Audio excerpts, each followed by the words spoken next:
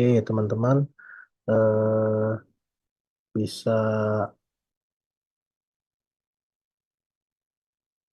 mengisi absen ya, yang saya pada saat itu. Nah, implementasinya sekarang apa?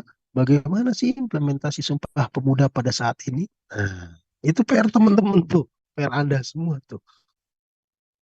Pada saat 1928 lahirnya Sumpah Pemuda itu bisa merubah. Kemudian 1928 lahir Sumpah Pemuda. Cepat tuh, 1945 kemerdekaan. Artinya apa? Kemerdekaan ini berawal dari bagaimana kita mampu menyatukan visi anak-anak muda. Nah, sekarang tantangannya nih anak-anak muda nih banyak apa namanya terdistrak dengan apa yang disebut dengan globalisasi, ya, sehingga kita harus pertahankan kelestarian Indonesia menjadi sebuah top of mind kita. Nah, sekarang kan bicara Indonesia, oh banyak sekali yang melakukan pernikahan di luar dari bangsa Indonesia, sudah globalisasi kan, produk-produknya, gaya hidupnya, bahkan falsafahnya, falsafah asing bisa masuk dengan bebas. Nah, bagaimana nih tantangannya, relevansi Sumpah Pemuda? Untuk apa? Mempertahankan ya NKRI. Ya, sekarang tadi saya katakan baru 79 tahun loh kita. Sriwijaya itu 700 tahun. Mulai masuk ya era era Soekarno, ya kan, dari 1945 sampai 66, era Soeharto. Yang terakhir adalah era reformasi sampai saat ini. Nah, kita kembalikan lagi, apakah pasca era reformasi ini semangat untuk bangkit, semangat untuk menjadi tadi berbangsa, berbahasa satu, bertanah air satu, tanah air Indonesia ini masih bisa relevan dengan semangat generasi muda saat ini. Itu yang menjadi tantangan ke depan. Dan tentunya eh, benang merah dari pertemuan kita pada pagi hari ini adalah kita mampu menyadari bahwa Indonesia itu berasal atau lahir dari sebuah bangsa yang besar yang memiliki keanekaragaman suku bangsa yang terdiri dari bangsa-bangsa luar ya, tadi ya, di sebelah Sulawesi dan Kalimantan alurnya berbeda, dari Aceh memiliki alur yang berbeda, dari timur eh, Indonesia ya, dari Papua, dari Maluku juga memiliki sebuah karakteristik yang berbeda, semua satu di Indonesia. Bagaimana kita mampu meramu perbedaan itu menjadi sebuah kekuatan yang besar, dan kita meminimalisir pengkotak-kotakan. Kita sangat rentan loh untuk diadu domba karena apa? Perbedaannya luar biasa. Iya kan? Bicara eh, DKI aja memiliki ya, berbagai macam suku bangsa, agama, ya, pemahaman. Ini mudah. Tapi bukan dari sisi itu kita lihat. Kita melihat bagaimana dengan kekayaan keanekaragaman kita menjadi satu padu di tengah heterogenitas masyarakat. Jadi kalau kita ada perilaku budaya yang berbeda, ya kita hormati, gitu loh. Karena kebudayaan A pasti berbeda dengan B. Gak usah jauh-jauh kita luar pulau, di Pulau Jawa saja, bahasa di Pulau Jawa bagian barat dengan bahasa di Pulau Jawa bagian timur sudah berbeda.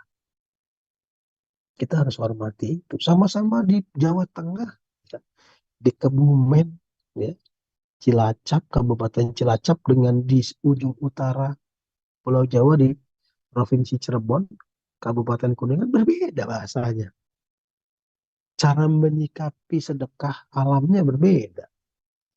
Cara menyikapi apa namanya, kebudayaan kepercayaannya berbeda-beda.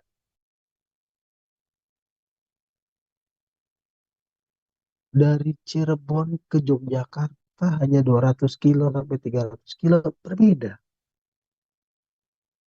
Ya kan kita bisa lihat, nggak usah jauh-jauh kita bicara peradaban. Dari sisi output kulinernya saja kan berbeda. Di Cirebon ada tahu gejrot umpamanya, di Jawa tahu bacem. Nah, itu kan sebuah peradaban. Dan ini baru jarak 200 kilo. Kalau kita lihat dari ujung Sabang sampai Merauke banyak sekali. Makanya kita luar biasa keanekaragaman baik suku bangsa, baik kulinernya, baik tariannya, baik peradaban-peradaban lain. Nah, kita harus sadari itu. Jadi kita tidak bisa bilang, oh yang enak itu tahu gejrot, bukan tahu bacem. Oh, baik tahu gejrot, tahu bacem itu adalah khasanah kekayaan dari kebudayaan Indonesia yang membentuk kita menjadi seperti ini. Ingat ya teman-teman, kita baru 79 tahun loh. Belum ada apa-apanya sama masa kerajaan-kerajaan tadi. Maka tugas kita itu, jangan kita dengan motivasi atau dengan alasan globalisasi justru kita tidak mampu mempertahankan dan melestarikan bangsa Indonesia.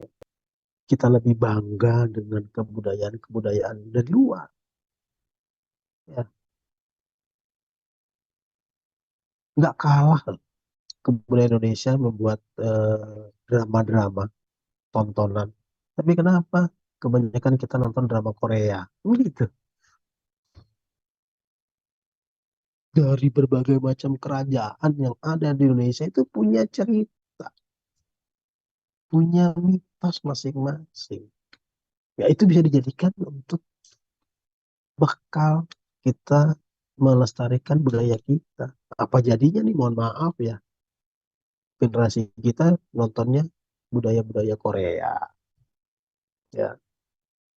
Kemudian eh, K-pop kan gitu. Berapa persen sih generasi muda kita mau mengeksplorasi gamelan, kolintang? Ada yang tahu kolintang? Ayo, alat musik dari mana kolintang? Angklung. Coba. Bagaimana kita mencoba melestarikan itu dan memperkaya itu? Itu salah satu bukti peradaban kita luar biasa. Ya kan? Kendang, angklung, kan gitu. Sasando, begitu. Ayo kita eksplor masing-masing kekayaan dan kearifan lokal kita.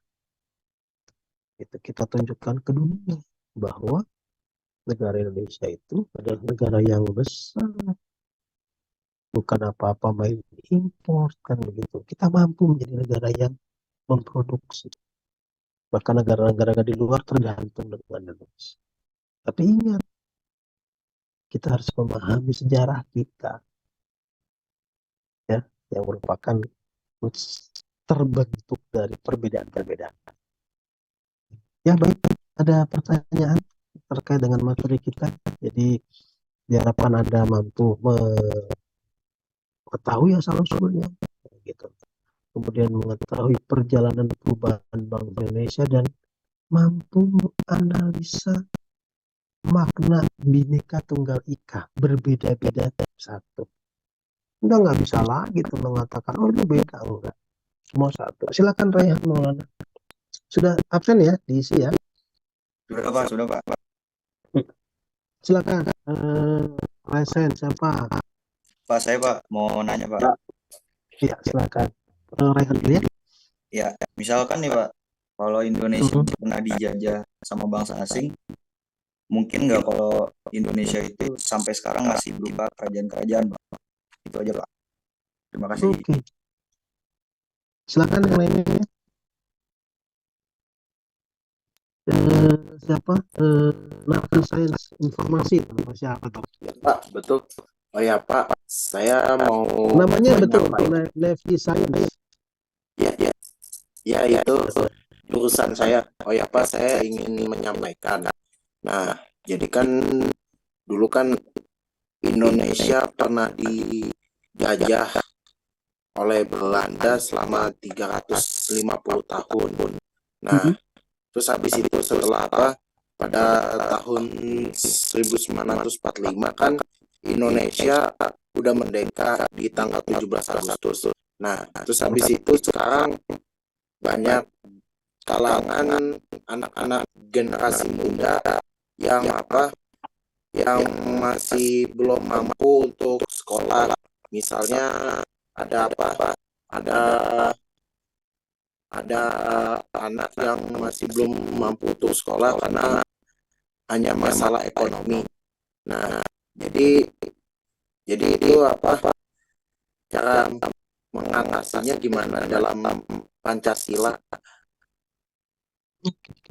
kan kan ini apa sila yang kelima ini keadilan sosial bagi seluruh rakyat Indonesia ya itu Pak.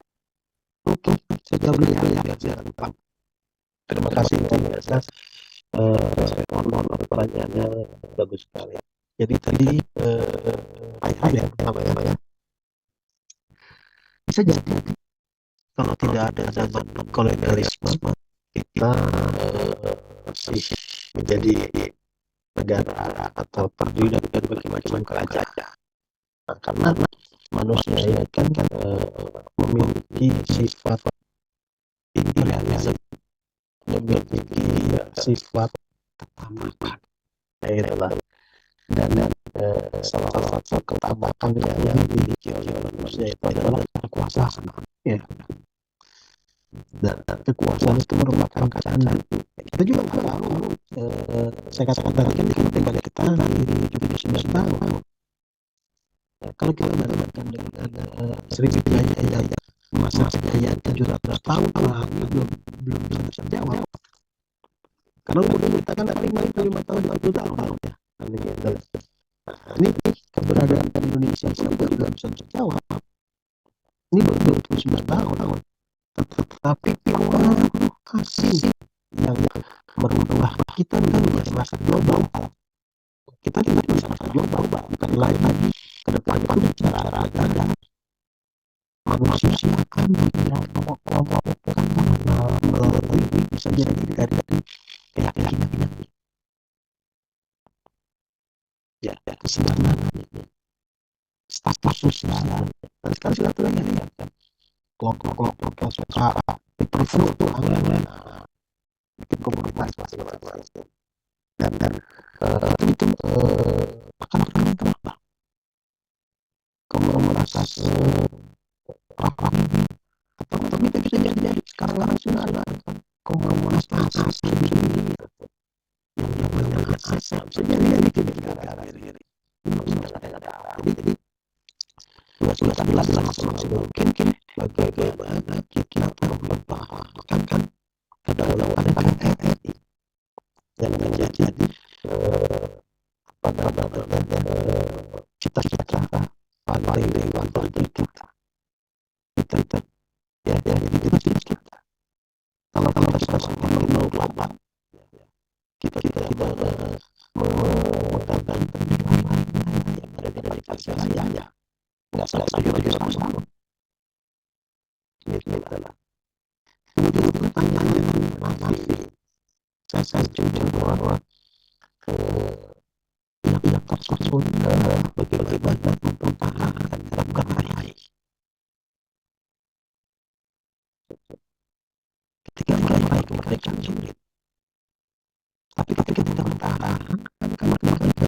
sudut. Karena mereka musuh-musuh kita jelas, dijajah. Kalau mempertahankan kemerdekaan yang menjadi langkah prima tertentu, musuh-musuh kita dalam selimut nih. Kita berantem untuk saudara kita sendiri. Ya, apa yang bagi diferensiasi bahasa. Kan gitu, sama saling bertahap warga negara. Tapi yang penting adalah bagaimana kita mampu memahami, ya, melaksanakan, mengimplementasikan dan melihat dari apa yang menjadi tujuan bangsa Indonesia. Apa tujuan bangsa Indonesia? Nafi, tujuannya apa kita? Ya Pak. Tujuannya apa bangsa Indonesia? Tujuan untuk bangsa Indonesia itu adalah untuk menempuh untuk menuju Indonesia Emas tahun 2045 dengan apa? Dengan cara untuk menempuh pendidikan sama meneruskan perjuangan. Misalnya kita harus berusaha semaksimal mungkin. Oke, bagus. Jadi begini, bagaimana kita memahami, mengimplementasikan dan mengkreat tujuan kita. Apa tujuan kita? Pertama, segenap bangsa Indonesia. Ada di mana itu? The Great.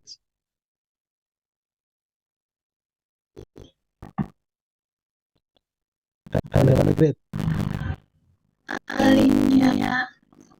Oke, sip. Ada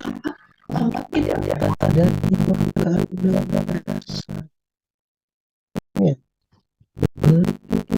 segenap bangsa Indonesia. Maka kemarin ketika ada konflik, tujuan utama kita apa? Melindungi segenap bangsa Indonesia. Bahkan kemarin ada contoh ya yang baru-baru ini, perdagangan orang. Ya, kita dijanjikan bekerja di luar negeri, tetapi dijual.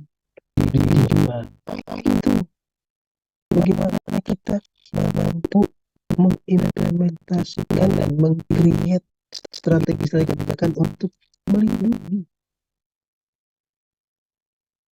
jangan warga negara yang ada di Indonesia itu tidak terlindungi. Nauzubillah min dzalik, nanti ada apa namanya, isu MPOX ya. Nah, itu masuk ke Indonesia. Kita harus melindungi kesejahteraan. Misalkan sekarang banyak sekali produk-produk asing masuk dengan harga yang murah, sehingga barang-barang kita atau UMKM kita menjadi terpuruk. Nah, kita harus lindungi. Banyak konsep melindungi segenap bangsa Indonesia. Kenapa? Ancaman kita, penjajah kita bukan zaman dulu yang pakai senjata. Korea menjajah kita, menjajah kebudayaan loh. Dia masuk dengan drama-drama Korea. Betul deh. Makanan-makanan yang sudah masuk itu menjajah. Jadi konsep penjajahan itu tidak seperti dulu. Penjajahan kita lebih asimetris, nggak kelihatan. Ya, bagaimana perdagangan narkoba masuk ke Indonesia dengan luas, itu penjajah tuh. Merusak masa depan generasi muda kita. Judi online tuh, siapa yang suka mendewa-dewakan dewa Zeus tuh, main slot, penjajah. Nah, bagaimana kita melindungi itu? Itu paling utama. Yang berikutnya, memajukan kesejahteraan umum. Ya kan? Setelah kita terlindungi, terjamin ya keamanannya, terjamin kesejahteraannya, terjamin proses pendidikannya, kan begitu loh. melindungi itu bagian dari bagaimana sih hak masyarakat Indonesia memperoleh pendidikan, melindungi, ya, memajukan kesejahteraan umum, ya kan, rumah sakit dibangun, ya kan, sarana prasarana dibangun, mencerdaskan kehidupan bangsa dan ikut melaksanakan ketertiban dunia. Itu yang menjadi kunci pokok. Nah, pengembangannya tadi yang disampaikan oleh Nafi Sains, pengembangannya itu di bidang pendidikan bagaimana, ya kan, bagaimana untuk memajukan kesejahteraan umum. Kita coba salah satu, kita sudah mulai menghormati kan disabilitas, ada tempat tersendiri, ya kan, majukan kesejahteraan umum, sudah ada eh, apa namanya, penggolongan-penggolongan layanan kesehatan, sudah mulai. Nah, itu yang menjadi eh, barometer kita, ya, mempertahankan Indonesia. Tadi pertanyaannya Nafi, bagaimana pemerataan keadilan untuk sampai ke sila kelima empat itu, semua aspek itu harus dilakukan dengan baik. Baik, ada lagi? Silakan. Halo, kita sampai jam berapa? 10.30 Pak. Oke, ada lagi pertanyaan diskusi? Halo, silakan. Asma, ada pertanyaan Asma? Pak, saya mau nanya, kan kita dijajah Belanda Harus itu dipancing nih. Ya, silakan. 350 tahun ya Pak. Mm-mm. Itu udah lama banget kan, berarti berabad-abad. Tapi kenapa di Indonesia itu jarang banget ada keturunan Belanda? Oke, kenapa bisa tokoh jarang banget dari keturunan Belanda? Jadi gini, saya bicara logika nih. Yang pertama, kita belum tahu mendata apakah keturunan Belanda itu ada berapa orang di Indonesia. Satu, kita nggak tahu nih jumlahnya, jadi jumlahnya belum valid nih, kecuali ada data nih, ada sebuah lembaga swadaya masyarakat yang mengidentifikasi mana sih keturunan Belanda. Kita tahu. Kedua, antara penjajah dengan yang dijajah itu memiliki kasta langit dan bumi, ya kan? Pasti seorang penjajah memproklamirkan bahwa saya lebih tinggi dan lebih superior dengan yang dijajah. Maka mana mungkin saya mau berinteraksi. Oh, yang kedua, ini logika, logika ya. Yang berikutnya, ketika wanita pribumi kita menikah dengan Belanda, siapa yang mau menikahi sama penjajah? Kalaupun bisa mendapatkan keturunan dengan cara apapun, ya mohon maaf, misalkan dengan cara diperkosa dan lain sebagainya, atau harus melayani sebagai sendiri, dia akan malu. Karena apa? Musuh anak-anak penjajah kan gitu. Nah, itu mungkin eh, salah satu respon saya atau tanggapan saya terkait dari pertanyaan Asma. Jadi logikanya seperti itu. Walaupun ini belum ada penelitiannya, gitu. Atau mungkin sudah ada, kita belum tahu aja. Begitu. Baik, luar biasa responnya dari Asma. Yang lain, Salwa, silakan. Pak, mohon maaf Pak. Silakan. Setahu saya terkait yang keturunan Belanda itu, saya pernah dengar informasi kalau misalnya pada saat regulasi Pak Soeharto itu, keturunan Belanda itu dimusnahkan kalau enggak keluar dari Indonesia, Pak. Setahu saya itu, Pak. Ya, makanya itu tadi kan kita harus tracing, ya, data tadi kan. Ada yang mengumpulkan data, men-tracing itu, atau juga kan merasa eh, karena ada kebijakan itu jadi merasa tidak mengakui kan. Nah, kalau bisa aja jangan jangan ngaku kalau jadi peran ini. Dan yang paling penting adalah eh, nanti kita bicara tentang warga negara Indonesia. Saya setuju dengan Raihan, ada eh, warga negara yang memang dia asli Indonesia, ya, saat kemerdekaan dan nenek moyang Indonesia juga ada, warga negara yang diberikan. Nah, jadi ada regulasinya yang mengatur gitu kan. Mungkin itu tadi orang malu, orang takut kan gitu untuk mengakui keturunan gitu. Ya, silakan yang lain. Salsabila atau yang lainnya bisa menyampaikan pertanyaan tanggapan terkait dengan sejarah negara Indonesia. Saya tadi menarik ya. Jadi kalau misalkan hmm, apa namanya terbentuknya Indonesia itu dari mulai kebangkitan bangsa Sumpah Pemuda, ya. Kalau ini saya sekarang bertanya, ya di saat seperti ini, ya Anda menjadi bagian dari eh, pemuda-pemuda yang merumuskan apa itu Sumpah Pemuda kan gitu loh. Ya kan, bagaimana kita menciptakan atau mendeklarasikan bangsa satu, bahasa satu, tanah air satu. Nah, di saat ini 2024, rumusan apa yang akan Anda lahirkan terkait dengan kondisi dan keadaan kita pada saat ini? Ya, silakan. Kalau tahun 1928 bisa melahirkan Sumpah Pemuda, sekarang kita bisa melahirkan apa nih pemuda-pemuda ini sekarang? Punya tekad yang bagaimana? Ya, silakan. Raihan, bisa nggak Raihan? Coba, idenya.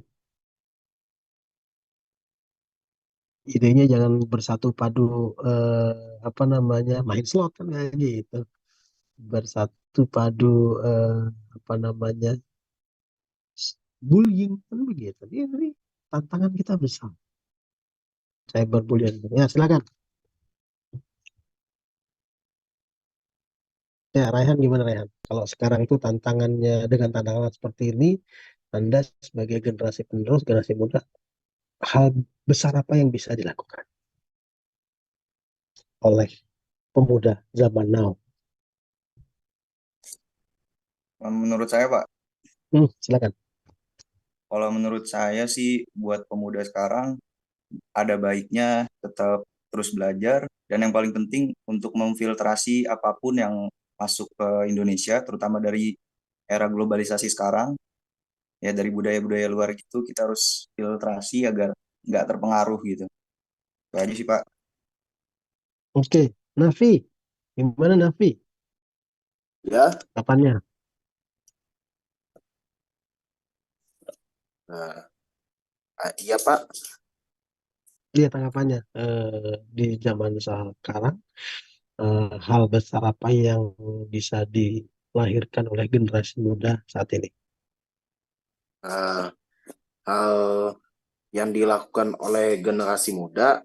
Nah, jadi apa yang dilakukan oleh anak-anak generasi muda adalah untuk apa? Untuk menempuh pendidikan sampai ke perguruan tinggi. Jadi anak-anak generasi muda zaman sekarang ini kan sekarang sekarang ini mereka sekarang ini mereka belajar dengan menggunakan gadget, mulai dari anak-anak sekolahan.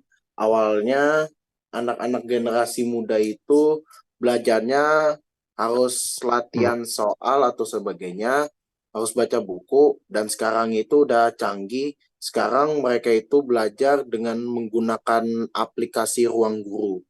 Nah, jadi ternyata ada juga les bimbel atau bimbel online yang disebut Brand Academy. Brand Academy juga apa juga juga let's juga bimbel online juga. Nah, jadi untuk anak-anak generasi muda ini banyak juga mereka yang yang fokus sama gadget atau sebagainya. Nah, caranya itu mereka harus beraktivitas di luar seperti biasa. Dan dan mereka ini bisa mengelola waktu sama teman-teman dan keluarga supaya mereka mempunyai banyak luang waktu untuk belajar dan untuk menempuh pendidikan sampai ke perguruan tinggi. Gitu itu Pak tanggapannya. Oke, jadi meningkatkan kualitas kompetensi internalnya ya, kualitas mandirinya ya. Baik, yang lain terkait dengan hal apa yang bisa dilakukan ya pada Indonesia ya di saat kondisi saat ini ya, misalkan tadi banyak sekali harus globalisasi, informasi hoax yang masuk ke Indonesia banyak sekali gitu ya. Ada informasi-informasi yang mencoba untuk memecah belah, ada informasi yang mencoba untuk membuat gamang. Nah, banyak harus informasi ini yang kita harus memfilter ya. Apakah itu baik untuk diri kita dan bangsa ini. Nah, gitu. Karena banyak sekali ya, bukan hanya dari kebudayaan, dari makanan pun kita nggak tahu apakah para pengedar narkoba ini sudah pintar, karena bisa jadi ditemukan narkoba di air isi ulang, ditemukannya narkoba yang terbaru itu dicampurkan pada tepung ayam goreng crispy. Ini banyak sekali upaya-upaya dari bangsa lain atau dari luar untuk merusak generasi kita. Nah, kalau bukan kita yang menjaga dan kita yang mencoba untuk melestarikan, kembali lagi, Sriwijaya 700 tahun. Kita baru 79 tahun. Ya, dengan jelasnya informasi yang berpotensi memecah belah bangsa, diperlukannya berpikir kritis dan bijak. Ya, diperlukannya berpikir kritis dan bijak untuk apa? Memahami, merenungkan asal muasal Indonesia terbentuk dari apa? Tadi sudah sampaikan, terbentuk dari perbedaan, dan bagaimana perbedaan dan keanekaragaman kita menjadi satu kekuatan. Bagaimana konsep Bhinneka Tunggal Ika ini menjadi salah satu pilar kekuatan untuk mempertahankan NKRI, mempertahankan kedaulatan. Ya, mungkin itu ya teman-teman ya, poin penting yang harus kita pegang, harus kita yakini, dan harus kita implementasikan. Karena keberlangsungan NKRI ini tergantung dari sikap, pandangan, perilaku generasi muda saat ini untuk mencapai Indonesia Mas 2045. Di 2045 Raihan jadi menteri kan begitu lah. Salwa jadi kepala dinas atau dari gubernur, harus mulai memegang teguh ya. Dan sampai nanti di ulang tahun Indonesia ke-100 kita kehilangan itu semua. Dari sekarang kita harus pertahankan nilai-nilai.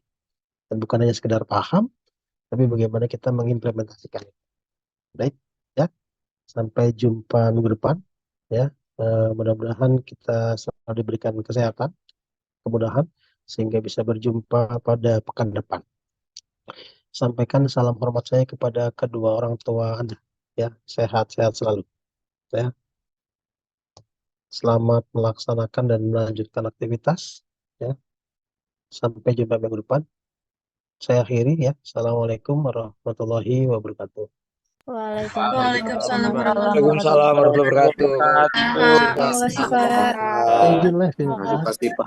Terima kasih Pak. Terima kasih Pak. Pak. Terima kasih Pak.